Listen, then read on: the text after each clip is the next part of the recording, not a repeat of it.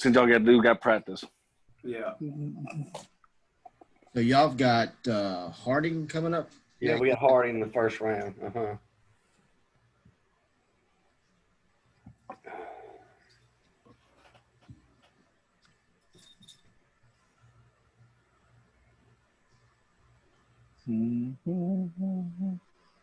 Really, John, you're gonna hum before we go live? I'm doing my prep work. I just love to hear you sing. I'm trying to. I don't know. I don't know that you really want to hear that. You may think you do, but I don't know that you really do. I'm trying out for the voice. Okay. Oh, you are trying out for the voice. I can't wait to see how many chairs turn around for you. And you know I'm recording this, so this is going to be on our YouTube channel too, by the way. That's fine. So getting ready to go live.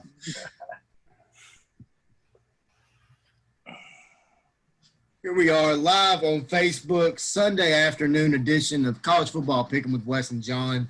I am Wes Pruitt. John Sturdivant's over there in the Texas Rangers cap. We have two very special guests this afternoon. John, you want to go ahead and introduce them? It's going to show my age a little bit, but yeah, I will. The first guy I've known at least 10 years or so, from the St. Benedict days to the Brighton days, now to Lausanne, or back to Lausanne days. Let me first introduce Chris Jordan, who played at Memphis from the 98 era to the 2002 era under Rip Shear and Tommy West era. And then let me introduce the Lausanne head. Well, he's also the defense coordinator at Lausanne now. Now let me introduce Kevin Locastro, the Lausanne athletic director / head coach, who's been at Christian Motors from, 15 years, from 93 to 2008, Kevin? I was there from 93 to 13, so I was there 20 years. So basically showing my age a little bit. So I've known you since 2002, my sophomore year in high school then. Yeah. Been a while. But guys, welcome to the show, and thanks for coming on with us. Thank you for having us. Yeah, man, we're excited and happy to be with you guys. Good opportunity to catch up. Absolutely, especially when it's been a crazy year in general regarding COVID-19 and stuff like that too. It's been extremely tough, I think, on the families, the kids, the student athletes, the schools themselves, coaches. We hadn't been immune because we're educators to kind of what everybody's kind of felt this COVID thing has done for our country and our city and our state. It's been a very, very bizarre deal since March for sure. Coach, was he there? Yeah, I'm here. When it comes to COVID, we were talking to Blake Butler this morning in a great interview and kind of got his insight on it. I'd like to get yours as well. How difficult is it as a head coach and even as an athletic director to have these tests done and make sure that everything's done right, and make sure that the student base is doing what they're supposed to do, not only on campus but off campus? I mean, I can't even imagine the stress that you must be going through. Well, I think it's the uncertainty of everything. You just don't ever know. You have a schedule. We decided to play an abbreviated district schedule this year, and we were fortunate enough when we lost Harding to a COVID case that they had to pick up Houston. But we went from game one the first week in September to our second game being, the first week in October. We went 4 weeks between our first game and our second game of the season. So there are a lot of challenges that go along with just kind of the logistics of how you practice, communication with parents, and it's the age-old problem that always is tough on high school coaches is we can take care of and we can do what we're supposed to do when the kids are with us. When they're not with us, when we don't have a whole lot of control of kind of, their social life and kind of what's going on at home and things of that nature. Generally, during a normal year, I'm talking about nutrition and hydration. I'm not talking about socialization and being in large groups and the possibility of exposing yourself, to COVID and bringing it back to our school, which, is not only great for our football program, but it's not really good for our school community too. When we start doing the contact tracing, when you get a positive case, it affects a lot of people. So I think we've done a really good job of how we practice, and our kids are finally bought into, wearing masks, You know, we don't wear them at practice, but we wear them down to the practice field. And as soon as practice is over, we put them back on, and they keep them on until they get in their cars and they get off campus. So it's almost become the new norm to have that thing on. Back really in, is. you know, this summer, it was really hard to get these kids to understand the importance of that. And you're constantly, I felt like I was the mask police more than I was the head football coach for the first 3 or 4 weeks that we were coaching together. And, you know, Chris is also not only our defense coordinator, but Chris is also, you know, our dean of discipline. And he does a great job with our diversity and inclusion. He's in charge of that too. So he has a lot of interaction with not only our student athletes, but also just our general student population within our high school. So I'd be interested to get your take on that, Chris. Same, you know, it's tough at school because it's so many different belief systems outside, you know, Right. they've made mask wearing political, you know what I mean? And so Extremely, but go ahead. Yeah, fighting that fight has been crazy with the kids, but for the most part, everybody's goal is they want to stay in school. Everybody loves being in the building, you know what I mean? So we've had, you know, our kids have done a great job of responding to that. We've had minimal situations to where we've had to, you know, pull a kid out and say, hey, if you can't wear your mask, you're going home. You know, everybody's pretty much abided by the protocol, and we've done a great job of executing it. So, you know, it was a lot went into it, a lot of money spent, a lot of time, effort, and energy. This summer, man, I was up here, you know, making the classrooms COVID safe, like moving desks and measuring and taping, and you know, that was a process, but you know, we did it. And I think the kids appreciate it because, you know, we're still here, you know, 3 months later, you know, so it's tough though. No, imagine. I mean, my wife is a teacher, and just hearing the stories of her having to completely rearrange her room and trying to figure out where to put computers and where to not, and it's just I give y'all an extreme amount of credit because there ain't no way I could be a teacher, especially in today's times. Yeah, I think the teachers are probably underappreciated, and not because uh, our parents don't appreciate them, but they don't really know how hard it's been for those people, because we're fortunate enough we got most of our kids that are in school, but we do have some kids that are virtual. Mm-hmm. So now not only are you teaching to the kids that are sitting in your classroom and all the things that went into making that happen from the beginning, but now you're trying to teach some kids that aren't in the classroom that are virtual too, and it's really kind of double the amount of work that these teachers, you know, are having to do right now. And, you know, hats off and kudos to those folks. I mean, they work just like your wife, Wes. I mean, these people work tirelessly during the best of times. And now with what's been going on with COVID and stuff like that, you know, they've been working, you know, double what they generally work. So, you know, not just our teachers, but all teachers, you know, hats off and much respect for those folks. Yeah. Definitely. Yeah, my cousin has told me all about it. You know, anywhere from my cousin Brandon to my cousin Kristen,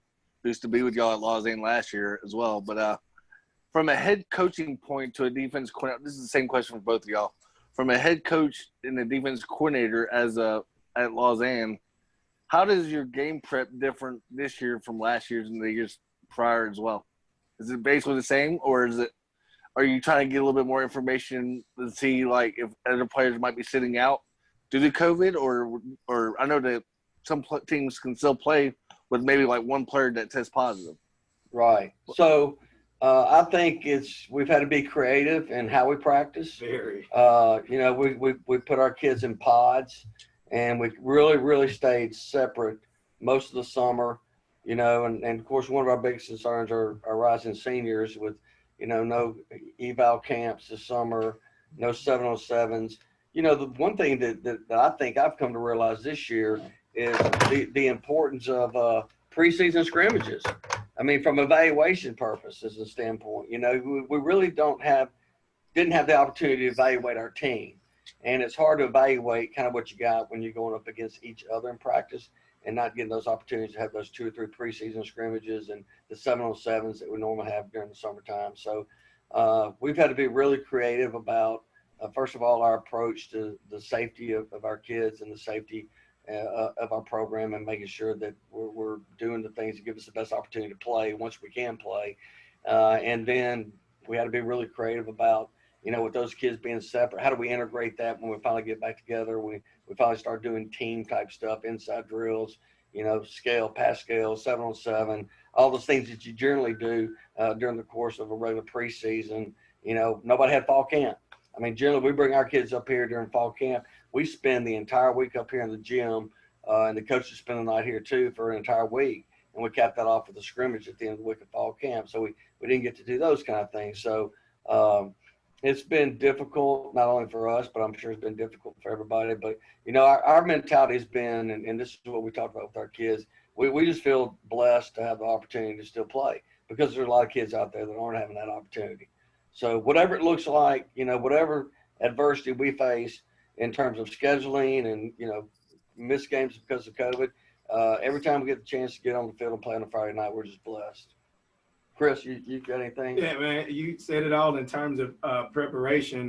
We prepare the same way all the time. I mean, COVID or not, we're going, like Coach said, put our kids in the best possible situation to be successful. We coach them hard, and we spend a lot of hours learning about our craft, the position, and then our scheme, and then who we play. For us, it's never about who we play. It's always about how we play. And so that goes into how we prepare. You know what I mean? So we spend a lot of time making sure we got our tools right as coaches to prepare the kids. So it doesn't change. We got the same, the same mindset. If it's 5 days of preparation or one, we're going to treat it the same. Coach, I know just in doing a little bit of research, and then just, you actually coached two players that I formerly coached, coaching for Bartlett Youth Sports, and that's Carson Webb and Eddie Buxton Jr. Can you speak a little bit on them two, just as student athletes and then also as football players as well? Yeah, well, first of all, and this is always the most important thing for me, is the type of quality character kids that we bring into our program. And both of those guys are top notch. Oh, yeah. Young men and young human beings. And they're both really intelligent kids, Carson's one of the best centers I've ever had the opportunity to coach. He's blessed with, that position, if you do it the right way, it's kind of like your quarterback. If you do it the right way, you've got to have somebody that's got some sense, and not just book sense, but they got to have some football intelligence too. Yeah. I mean, we put a lot on our center in making calls and front calls, identifying the mic and things of that nature. And we put a lot on our quarterbacks too to kind of make, a lot of decisions in pass protection, the RPO game, reading backside, front side ends, depending on what our scheme is, things of that nature. But yeah, Carson was phenomenal. Had a really good career here. Super great kid. Love his mom and daddy too. Oh, yeah. Eddie is just, we call him Steady Eddie. Yeah, that's him. That is him to a T. Right. I mean, he's not gonna be at practice and be one of those hype guys and run his mouth and jump around and do all that kind of stuff. But he's also the kind of kid that's always, working hard. He's yes or no, sir. He's going to be in the right place at the right times. Very coachable. Yeah. And just like Carson, both of those kids are super young men. And those are guys that are the most fun to coach. I'm going to tell you, the guy that is the least fun to coach is a guy that's got unbelievable talent, right? But is not coachable, has poor body language, wants to blame, complain, and defend negative actions, and knowing that this kid has unbelievable talent. I'd rather take a kid that's average talent and has great character as opposed to having a kid that had great talent with average character. Yeah. I mean, when it comes to I'll just start with Carson. I mean, I'm a tall 5'4" is how I consider myself height-wise. And at 9, 10 years old, Carson would come up to me and put his arm right here and be like, "Hey, coach, every day at practice, same thing. Come up, he's a great kid. I love both his parents to death, and his sister as well. She's the little one's something else. But I mean, at age 9 and 10, Carson was coming back to the huddle going, "Hey, coach, they're doing this with this guy. This guy's doing this. This guy's doing this. How about we do this?" And eventually we were just like, "Look, Carson, you just basically tell us how to do it, and we'll just do it how you want to." I mean, he was that type of kid. And when it comes to Eddie, I mean, his parents are awesome as well. I actually coached with his dad in youth football So got to know Eddie Senior very well. But yeah, Steady Eddie is the exact way to describe that young man, both in the classroom and on the football field. He's going to do what he's got to do to make sure everything's taken care of all the way around. But yeah, I mean, I can only imagine what those kids are like at the high school level, knowing what they were like at age 9 and 10. Well, one of the greatest things about having an opportunity to be a high school football coach is every year is a new challenge because every team has different personalities, has different skill sets. And part of our job is to figure out the ways to push those buttons to get the most out of our kids and to be able to adapt our, what we do and what we know to the type of kid and the talent that we have. I've said this all the time about college coaches versus high school coaches. College coaches get to recruit to the scheme, right? They can fit the pieces of the puzzle through the recruiting process, right? For us, we don't have the luxury of doing that. So we've got to know a lot of different schemes, and we got to adapt on the fly and very quickly from year to year based on, the type of kids that we have come out and what their skill set is. It's going to give us and them the best chance to be successful. And I'll tell you this too, a lot of our quality of life depends on the type of kids that we have in our program. We've all, if you've been coaching as long as Chris and I have, we've all had those years where we love our kids. Might not necessarily like our team. You know what I'm saying? Yeah. Right? I mean, it's like being a parent too, Yeah. Some days, growing up, I love my son every day, but some days I didn't like him very much. Right. And it's kind of the way it is with, when you're a coach with your team. But golly, when you got a team that works hard, that buys in, that trusts the process, golly, it's so much easier to be a coach and you enjoy it so much more. Okay, Kevin and Chris, both same question as well. Again, Chris, I'm gonna start with you. Compare your St. Benedict days to your Lausanne days now. I know the enrollment is totally different a little bit, but not as much. But can you talk about those two? The St. Benedict experience, for me, I grew up a lot as a coach to be in what I believe is the toughest league, in the state, in that Division II AAA league. You're playing Innsworth and Briarcrest and Christian Brothers and MUS, and we didn't have a whole lot of talent when I first got there. And so I had to really learn how to coach. I came from Melrose where we had 8 or 9 D1s.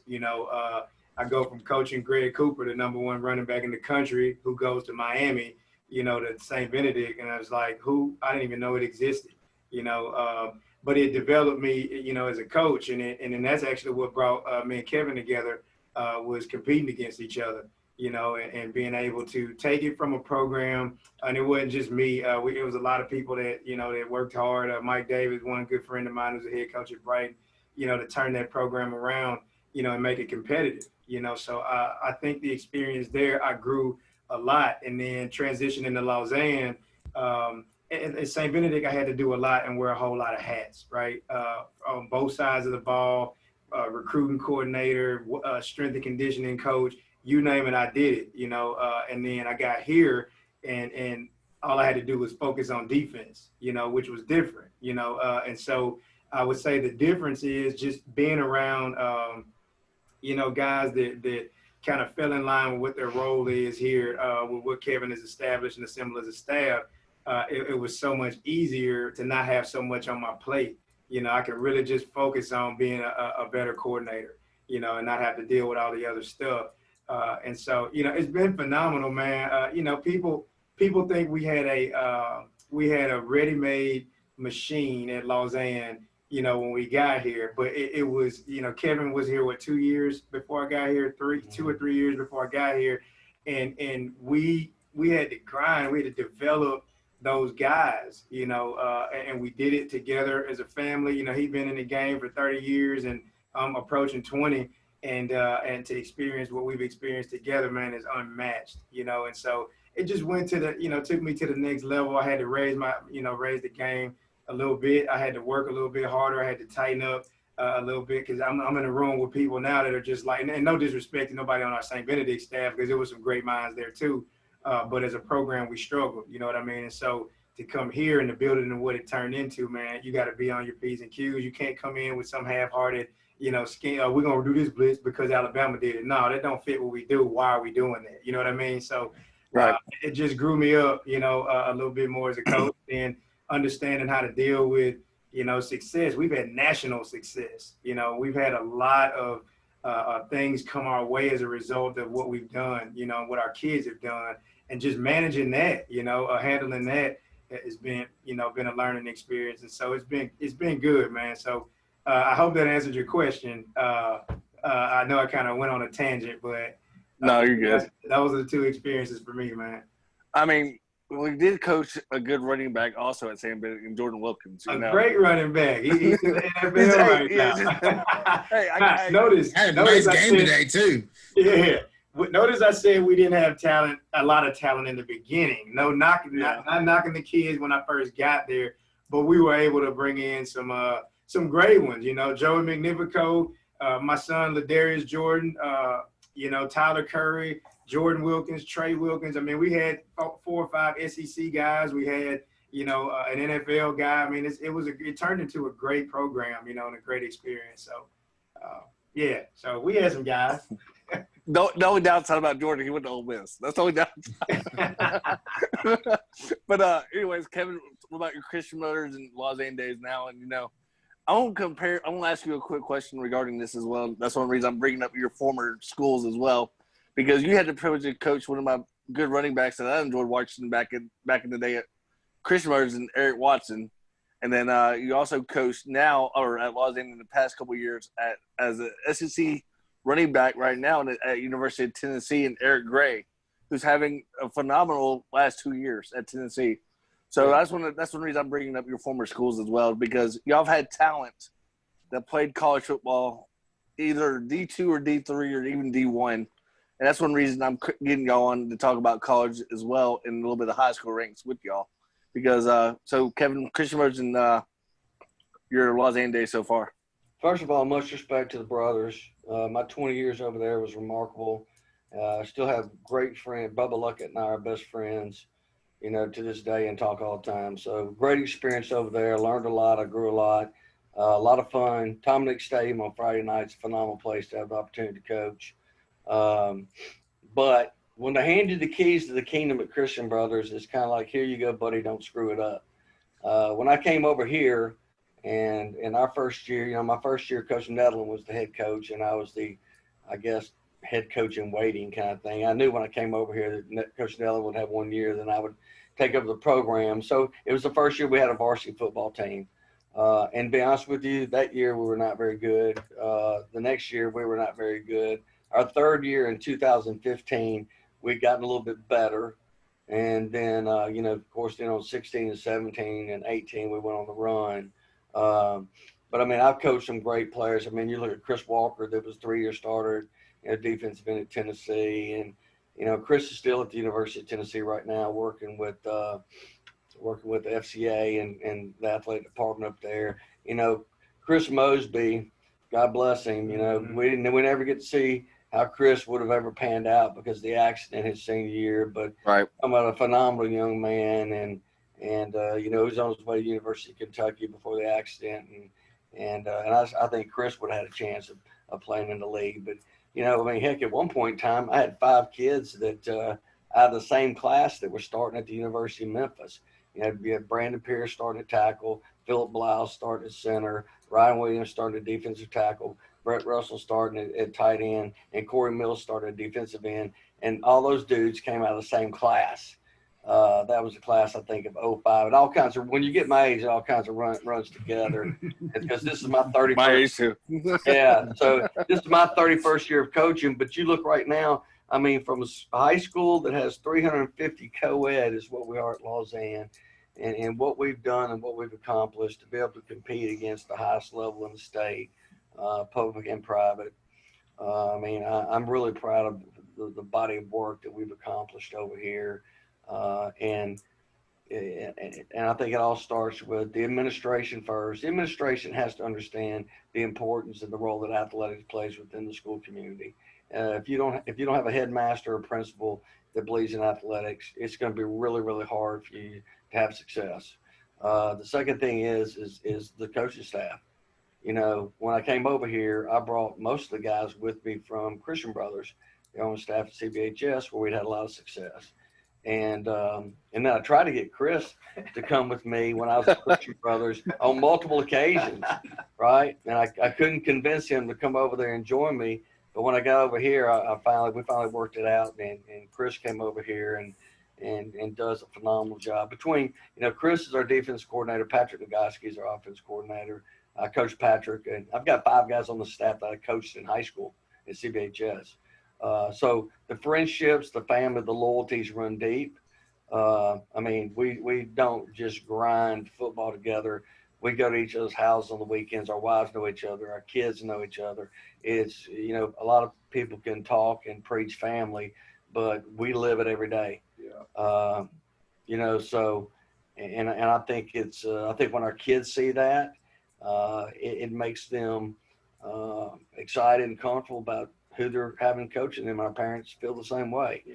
So it's been a lot of fun. We came up here. We started some traditions. We've had some success. The expectations when we first got here were next to nothing.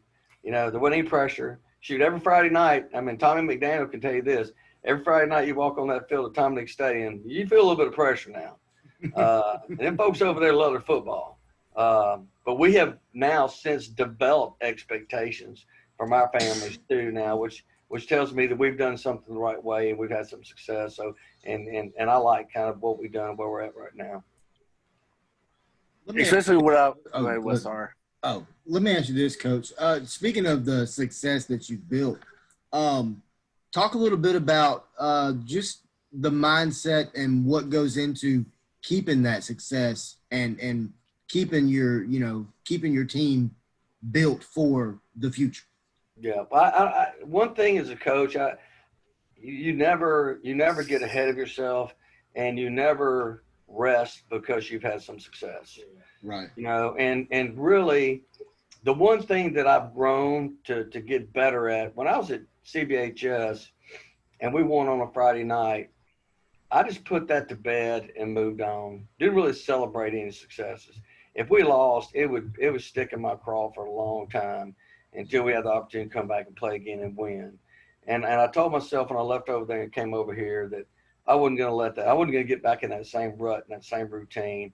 I was going to celebrate, you know, when our kids and our staff did really good things. Well, that's a lot easier said than done, by the way. You know, but I just think that, you know, we talk a lot about just opportunity. We talk about, you know, win the first, win the next, win the last. You know, we talk a lot about living in the moment today, especially with this COVID stuff. I mean, we're not guaranteed to play this Friday. Nobody is. Right. So we better be super, super excited and we better be dialed in to who we're playing. The one thing I think this staff has done and our kids have done, even when we had, you know, the run with Eric Gray and that group of kids, is staying focused on the next opponent, no matter who the next opponent is. You know, we say it all the time. I don't care if we're playing the Pittsburgh Steelers or we're playing the worst team in the state of Tennessee. It doesn't matter, because our measuring stick is not how bad we beat people or if we get beat. The measuring stick is on our performance, our execution, you know, our preparation going into it, our mindset and our mentality. You know, that's because we look at ourselves in the mirror as a measuring stick of if we're doing a good job or not. And we teach our kids to do the same thing. Okay, I'm going back to your high school days for both of y'all just a little bit. Chris, you played at Ridgeway High School. Was it under Coach Cooley? John Cooley, baby. Yeah. So, Will Hudgens on your team or no? Forgive me. Will used to carry my shoulder pads for me. No, Will's younger than me. And still does. Okay. Still carries the shoulder pads. No, I'm just playing. Will is younger than I am. I think he was in 7th grade when I graduated. Okay. Yeah, 8th grade maybe, but I mean, he still does. That's funny. Hey, he's athletic director at St. Benedict. No, okay. Yeah, I know, right? But okay, so Chris, your favorite game of your high school career and your college career, and then same thing for you, Kevin. Oh man, without a doubt, Melrose, 1997 Ridgeway Melrose at Hallis Stadium. It was about 5,000 people there. Cedric Wilson played. Andre Lott, who's the head coach at St. George's. Kevin Taylor, who played at Tennessee. All three of them ended up going to Tennessee. Two of the three went on to play pro ball. Kendall Moorhead was on that team. Keedron Ward. It was Division I prospects all over the field. I was born and raised in the same neighborhood that all those guys went to. I was born and raised in Orange Mound. And so I was technically assigned to Melrose, but I got bused to Ridgeway. And so when we got a chance to play each other, that was the second time. We played them my sophomore year the first time, but the second time we were pretty good. And it was the game of the week. No team, they had scored 80 points like 3 times before they played us. And nobody got positive yards on them, you know. And so I had, 70 or 80 yards rushing. It was a huge deal. It was 14-7 in the third quarter. Well, the game ended up 50-14 Melrose in one quarter.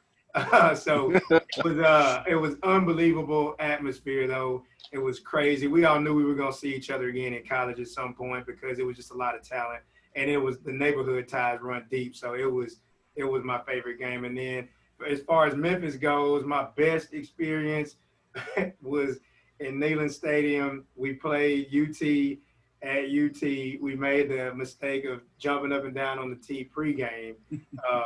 And it was Dante Stallworth's birthday. He probably had 300 yards receiving on us that day. But my dad never let me forget that. He said, they stomped on the tee and old boy went off. And he said, I thought we had a chance, but It was nuts, man. And to play against guys like Jason Witten and John Henderson and Eric Westmoreland and, Drake, got a chance to see Andre Lott again. It was phenomenal. 100 and however many thousand at Neyland Stadium. It was crazy. It was probably the best experience I had, in college football. So that was my. So that's your best road atmosphere as well? Best atmosphere, yeah. That was the best atmosphere I played. Now, obviously, it ain't nothing like running out of Tiger Head on Saturday. That's my favorite. That's my favorite. But playing in Neyland Stadium was crazy. Did you play for Tim Thompson? Yeah, that was the Thompson era, right? Played against Tim Thompson. Yeah. Played against Tim.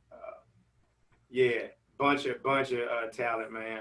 From 95 to 98, man, he was loaded. 4 or 5, first round, or I'm sorry, not first rounders, but NFL starters, right? On that roster, man, it was crazy.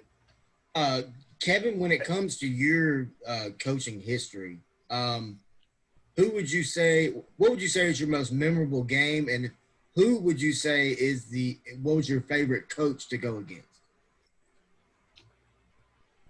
I love the rivalry that Christian Brothers and MUS had, and I love that game was always special, during the year. And I think the reason why it was so special is there's a lot of mutual respect between those two schools, and there was a lot of mutual respect between Bobby's staff and my staff. And Kyle Finney, their offense coordinator, our college teammates, and I love Mark Chubb, and known Glenn for a long time, and we were just very familiar with each other, and that was always fun to get together and kind of play. And it kind of somewhat over here feels the same way now with ECS because Scott Vogel was on my staff at Christian Brothers.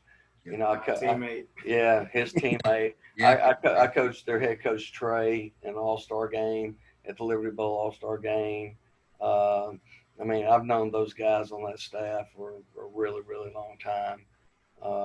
Even though they're a little bit younger than me, they've still been around long enough for us to kind of been banging heads back and forth. So, it's when Carlton Flatt was at Brentwood Academy, he was always fun to go against because he was a legend. And we had some great success against Brentwood Academy. One of the biggest wins we've ever had is the year that it was my last year or second to last year coach at Christian Brothers. We played Brentwood Academy in the quarterfinals. They came to us, and they had Jalen Ramsey. Their quarterback had just committed to Florida. Mm-hmm. They had the Sanders boy that played at Notre Dame.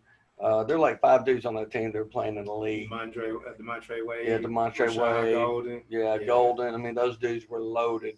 And they came to Christian Brothers. I remember they got off the bus, and I was at the coach's office, and Bubba Luckett had met them at the visitors' locker room when they got off the bus, and he walked in, and he looked like he'd seen a ghost. And I looked at him. I'm like, what in the world? He said, "Good Lord, these dudes." And I'm like, okay, well, appreciate that now. So you see them in warm-ups, and they looked as good as you thought they would look. But, we went out, we beat them that night and got a chance to play at the semifinals up at Baylor, who was undefeated that year. And we lost on a 47-yard field goal, 31-28. And they went on the next week and lost to Innsworth, who they beat in the regular season and state championship game. But, those old Melrose matchups at the Liberty Bowl that we used to have when Melrose was really good, that was always super, super fun with Kenny Ingram. And, when I remember when Craig was playing, we went down to Melrose and we beat them 7-0, and that's when we had Chris Walker, Chris Mosby, and of course they had Cooper and all their guys. I mean, it was packed, probably 6,000, 7,000, 8,000 people. Those games were always a lot of fun too. We always had a lot of good games with Whitehaven as well. So, I mean, it's been a lot of fun rivalries through the years, and I like being familiar with the people that we play against and get to know other coaches from other schools and the other staffs. And people don't realize, I mean, we're pretty civil with each other, because we all have the same goal. And the goal is not necessarily to win a state championship or win on Friday nights. The goal is developing a skill set in these young people that's going to help make them successful once they leave our school, leave our program. Yeah. So when you got that kind of commonality, it's easy to, play a game and fight your tail off. Then whoever wins, and you just move on. Yeah. Can you share your Calvin Austin story that you shared with me? Oh, well, yeah. I don't know if I can share with all the words that were said, the language that was used, but yeah, the year Calvin, Johnny Allen was head coach at Harding that year, and this was Calvin's senior year, and they were really good now. And that was the first year that we won our first state championship in 2016 when we beat Webb.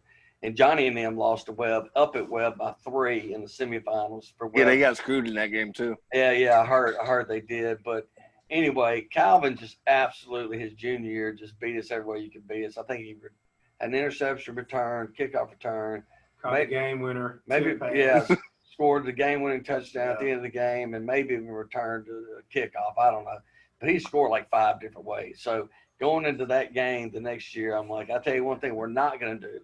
We're not going to put that ball in the Joker's hands. I mean, if they want it in his hands, they're going to have to put it in his hands. So we worked all week on our punter, literally not angle punting, but punting the ball into the stands. Like, punt it into the stands. I don't care if it goes to your mother 10th row.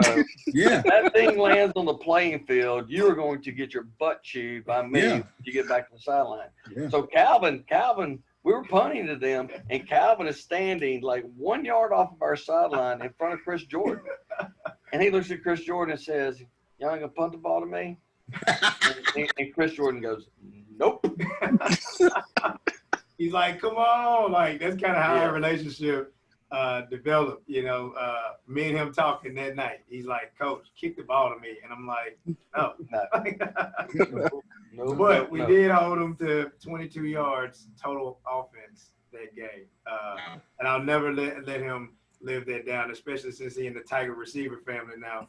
I won't ever let him forget about that. He's having a heck of a career, and I think it goes back to, I know these college coaches are big into measurables. Every position, a college coach kind of got their height, weight, speed, whatever kind of thing. But some kids are just players. There's ball players, man. There's ballers. And it's like when Anthony Miller came out of Christian Brothers, I couldn't get anybody interested in Anthony Miller. Anybody. Jay Hobson was the head coach down at Alcorn State, and Jay and I have known each other forever. I called Jay, and I'm like, "Hey, I got this kid. Jay, he's the best I've ever coached. Plays receiver." Jay looks at him on film and calls it back. He's like, "Kevin, I just think we got a couple of guys on our board that are a little bit better." And I'm like, "Okay." No. so Dickie, who's now the OC at A&M, Dickie was out at Memphis at the time, and I told Dickie the same thing. So, but all those guys that turned Anthony Miller down, whenever I see them in Memphis and recruiting, as soon as they walk in my office, the first 2 words I say to them are Anthony Miller. And they all know what I mean when I say it, because I wear their butts out. Good. Coach, let me, and this is my last question for y'all, and then this is for both of y'all. As a seasoned veteran, and I'll just call you both seasoned veteran of coaching. I mean, you got 50 years combined experience, so that's seasoned to me. If you could give any advice to a young, up and coming coach that's working their way up, what would it be? That's an easy one. Go ahead. Okay. I thought it was going to be a hard question, but go ahead. No, In other words, Kevin's gonna be talking for like 10 minutes. No, I'm kidding. That's fine. It don't matter. I was just kidding. It's funny because that's kind of, what I've been doing the last couple of years. Not necessarily mentoring young coaches, but I got a circle of them that I communicate with on the regular. And some of them are head coaches. Some of them are one's at Bolton, one is at Bolivar, one's at Brighton. The DC at Brighton is my little cousin. Andy Atkins, the D coordinator at St. George's, he and I would talk ball a lot. He come over and we clinic and do that sort of thing when he was, young in his defensive coordinating days. So for me, it's always remember that it's about the kids. You got to get out of it's not about you. Kevin said something key earlier, man. Forget the state championships and all that. We're trying to develop young men into being productive members of society. So remember that it's not about you. And then when it does get to football, because you do have to be able to coach it, the main thing is never stop learning. I used to bug coaches when I first got into this, man. You can ask any college coach that's recruiting. I would wear them out for drill tape, for notes, for clinics, any and everything to help me with my craft. And I always approached it as if I had to coach every single position. If a coach said, hey, I want you to coach O-line, I need to be prepared for that. So really dig into, seeking help from other people, that have the experience. Never stop learning. And remember, it's always about the kids. It's never about you. Yeah, I echo what Chris just said, and just to add to it, people think that, I call the folks in this business, and I think there are a ton of them at our level, but they just are there to draw a paycheck. I call them easy money. If you want to be good at this business, first of all, it can't be about the money because you're not going to make a ton of it. We all know that. I tell people all the time, I don't make Nick Saban money. So does anybody? But we didn't get into this to be rich in that respect, right? But you've got to be willing to grind. If you want to be good at this thing, you got to be willing to grind, and you've got to spend time away when you're not at school. With your nose in film. You got to be clinical coaches. Ever since 2003. I've taken our staff to a different university over spring break for 5 days and grinded football. And that's what we do every spring break. We don't go to the beach. We don't go to somebody's house on a lake and hang out and do all that kind of crap. We go to a different university and we try to get better. So you talk about the combined experience of 50 years here in this room. We're always thirsty for knowledge because the game evolves, the game changes. Football's not a static sport. And there's always something different. Probably the latest innovation, if you were to say, it'd be one is the introduction of the RPOs and how it's changed the way that people run things offensively and how now defenses have got to try to defend it. But it's a constant chess game, and there's always moving pieces to the puzzle. So, it's like being a guy that ran the wishbone in 1982. It's kind of tough to run that, in 2020 and anybody be excited or happy about it. What was the old Georgia Tech coach's name? Johnson? Yeah. Or the Knoxville Web coaches. Yeah. It's just, but you just gotta, when I first started as head coach over Christian Brothers, we were a pro team. We had a tight end, we had a flanker, we had a split receiver, we had a fullback, we had a tailback, and we're underneath center, right? And in 2003, we did not have a fullback on that team, believe it or not, and we had a couple tailbacks that were kind of scat back type guys, but weren't really eye back, tailback kind of type body types. So that's our first year that we went out to the University of Oklahoma. And we hooked up with Chuck Long, who was offensive coordinator at the time, and Kevin Wilson had just come over from Northwestern and got hired there as their offensive line coach. And they brought Kevin in because Northwestern had led the Big Ten in rushing that year, and Oklahoma wanted to kind of beef up the run game. So we spent 4 days grinding with Kevin, and he sent us all their film on the dart scheme. And that was the first year that anybody in the city of Memphis started reading the backside in with the quarterback. And so we started doing that, and obviously we've kind of progressed. It's funny too, because back then we were all four wides. I mean, we were either spread 2x2 or we were trips 3x1. We didn't even really use a tight end, and now we use a lot more tight ends now than we did back then. And I would say offensively, if from a formation standpoint, if you really kind of looked at any college that we kind of like, we're a little bit like Auburn, but we visited with Malzahn at Auburn, and when Malzahn was at Arkansas State, so we've been down there with Gus and and Kevin Steele, their defensive coordinator, and those guys are really, really good to us whenever we get a chance to visit with those guys and try to learn some ball. But yeah, I mean, but that's what makes it fun, for us, is the chess match and the game planning, the preparation, and there's not a ton of calls that are made on Friday night that are going to change the course of the game. Probably 80% or maybe more than that is just how you prepare your kids, and I'm not just talking about game week, it's how you prepare them in the off season. Yeah. What's your strength program like? What's your summers like, and what's the level of commitment that the kids have to the program and the coaches have to the kids.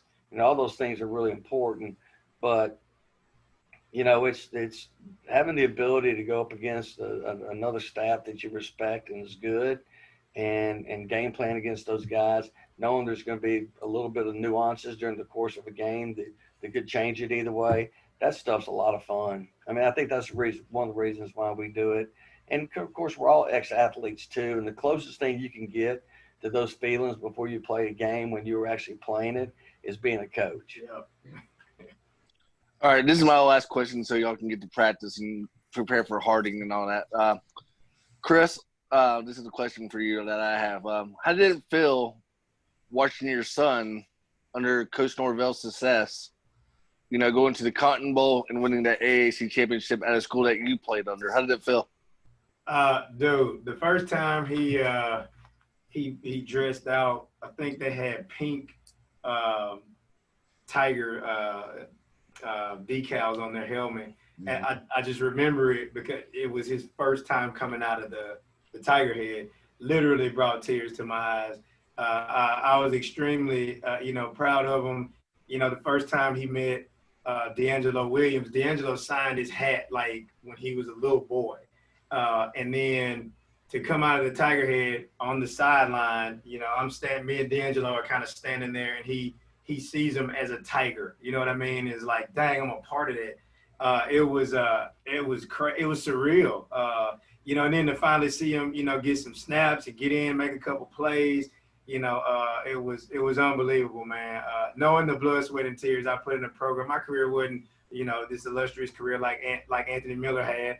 I just worked hard, and he did the same thing. So it was amazing to see it. I think we lost Jonathan. No, he's just jumping. I'm still here. He's taking I have 6 minutes. Okay. No, somebody was asking me a question, but it's okay. No, he's not on a laptop. He's on his phone, which is what happens. I got you. Kevin, But yeah, man. but go ahead, Chris. Like I said, yeah, your son experiencing that Cotton Bowl, man. As a Tiger, as a fan, and me and Wes are diehard fans. We grew up watching games together, basically. So we've known each other since 3rd grade, and we went to road trips together since 7th and 8th grade. Went to the Superdome together, went to the Louisville Papa John's together. But, watching you as an alum, being our diehard Memphis fans as we are, I appreciate everything you've done as a Tiger and as a fan watching Memphis football still, and watching, going to games still as well as a fan and as an alum, because we need that fan base back. We really do. And I'm thinking under that Fuente success in the Tommy West era, we finally got that, and Norvell's success, we finally got our fan base back and going to the games. And that's one reason I appreciate you coming on as well, coming and talk about Memphis football with us. And then your son, like I said, experiencing that Cotton Bowl was just once in a lifetime that we haven't done in so many years, gone to the New Year's conference games as well. So, Man. Kevin, Chris, appreciate y'all coming on with me and Wes, like we talked about. We know you got to go to practice, so appreciate y'all's time as always. Yeah, man, we so much appreciate you guys, and we appreciate what y'all do, for high school sports. And, y'all keep grinding and do what you're doing. We're going to try to do the same thing. And you guys stay safe. And obviously, Jonathan, you know how to reach out. If you guys need us for anything, just let us know, okay?